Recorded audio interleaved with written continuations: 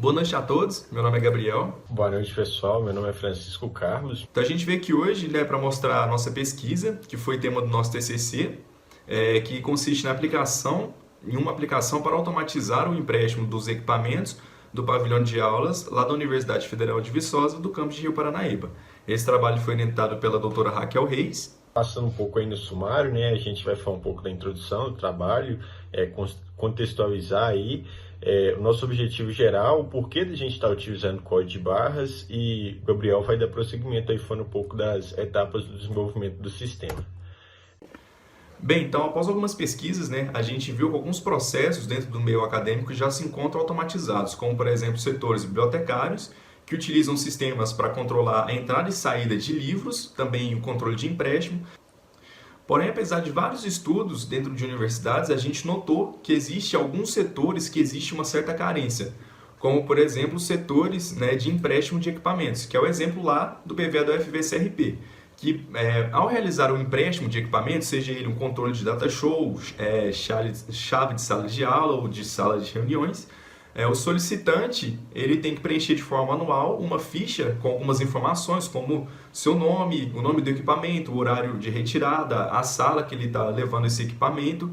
Isso demanda um certo tempo, né? Então a gente viu aí a oportunidade de estar desenvolvendo uma aplicação para apoiar essa atividade e deixar ela de forma automatizada, para assim o solicitante não gastar tanto tempo durante a retirada e evitando filas e também gerando uma economia de recursos da universidade, como por exemplo toner de impressora, papéis, canetas, entre outros. Bem, então o objetivo desse sistema é identificar o aluno, o professor ou técnico administrativo por meio de sua carteira de identificação usando um leitor de código de barras. E falando o porquê da gente utilizar, né, um leitor de código de barras, Soares et al., em uma pesquisa publicada em 2001, cita que o leitor de código de barras, também conhecido como scanner, é constituído por um feixe de linha vermelho, denominado de laser, que realiza a varredura do código de barras.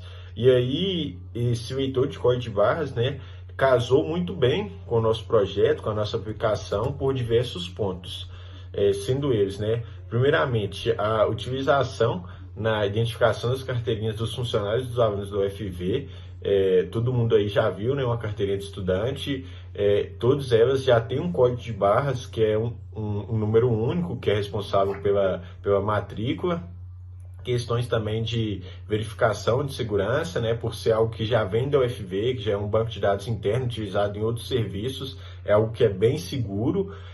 A questão da eficiência também, né, ele é bem fácil ali de utilizar, é só você apontar esse feixe de luz ali, que ele já vai estar lendo, e a fácil utilização, que, como eu falei, né, ele pode ser lido de cabeça para baixo, de frente para trás, então não é algo que vai demandar um certo treinamento, algo desse tipo, vai ser bem simples da gente implantar ali.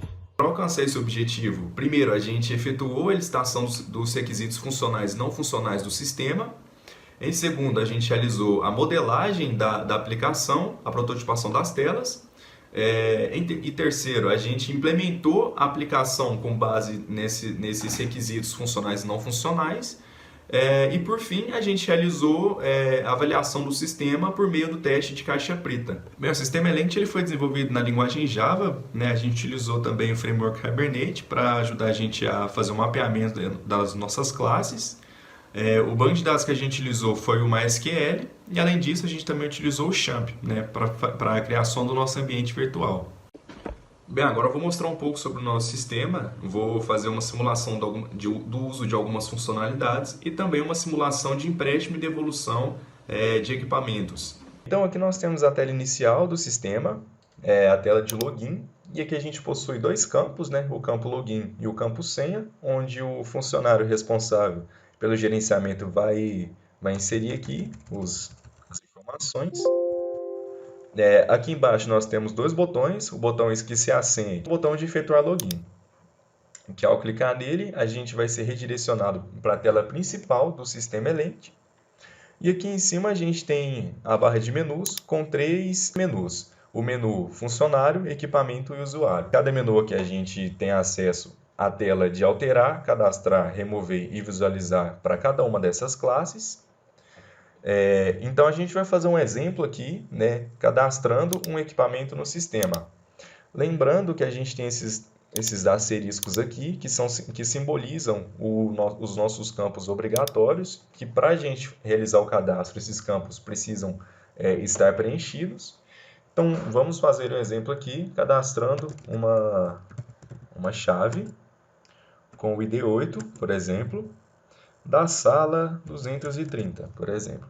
E aqui a gente coloca uma descrição qualquer, por exemplo, a chave deve ser entregue apenas para professores.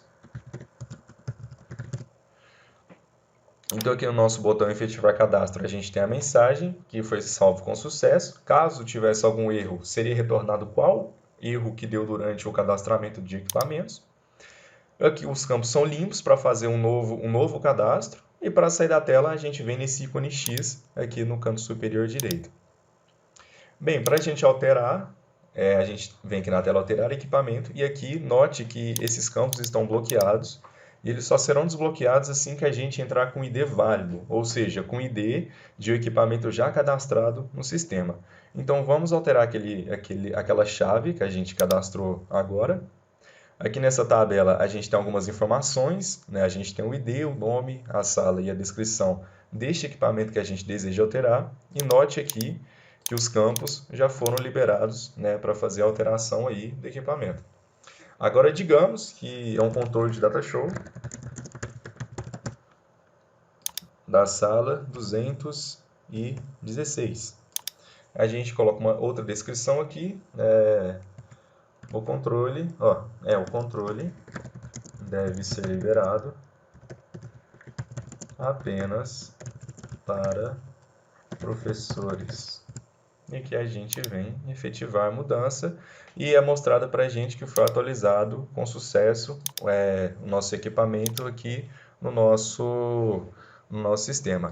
Aqui para a gente visualizar, nós temos duas opções. A primeira opção é pelo ID do equipamento, né? Vamos visualizar o equipamento que a gente editou agora, que a gente alterou agora. E nós temos aqui estas informações sobre ele. E a segunda opção é a buscar todos, que conseguimos ver todos os equipamentos cadastrados no nosso sistema.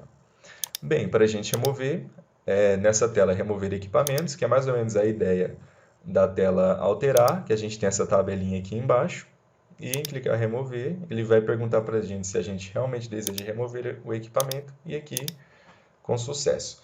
Bem, aqui na nossa tela principal, a gente tem essa tabela, onde vou explicar um pouco mais para frente, e aqui embaixo nós temos o campo ID equipamento e a matrícula. Bem, aqui o ideal seria a gente fazer o teste com o código de barras, mas com a suspensão de atividades lá da UFV, a gente não está tendo acesso a ele agora. Então, a gente vai fazer a entrada manual, que é a mesma entrada que seria feita com o código de barras. A diferença é que a gente está fazendo essa entrada por meio, né, de um teclado.